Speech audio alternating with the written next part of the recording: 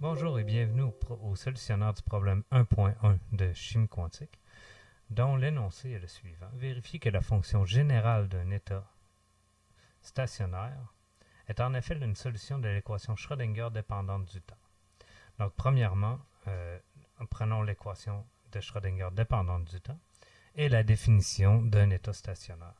Premièrement, rappelons l'équation de Schrödinger dépendante du temps. I fois h bar fois la dérivée de psi par rapport au temps est égal à h l'hamiltonien fois psi, et où nous allons définir la fonction d'onde d'un état stationnaire comme la fonction d'onde qui dépend des variables spatiales Q1, Q2, etc.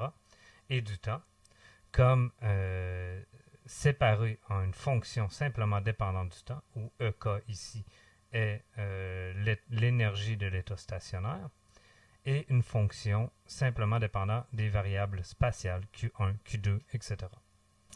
Donc, utilisons la partie gauche de l'équation de Schrödinger et replaçons en fait dans cette équation la définition de la fonction d'onde. Donc, ici, I fois h bar fois la dérivée de psi, ou psi, de la dérivée de psi par rapport au temps, où psi est cette fonction dépendante du temps et cette fonction dépendante des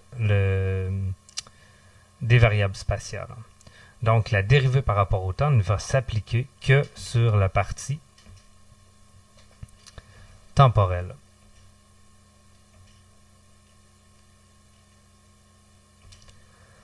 Donc, rappelons aussi que la dérivée d'une exponentielle, par exemple, de AT est égale à A fois l'exponentielle de AT.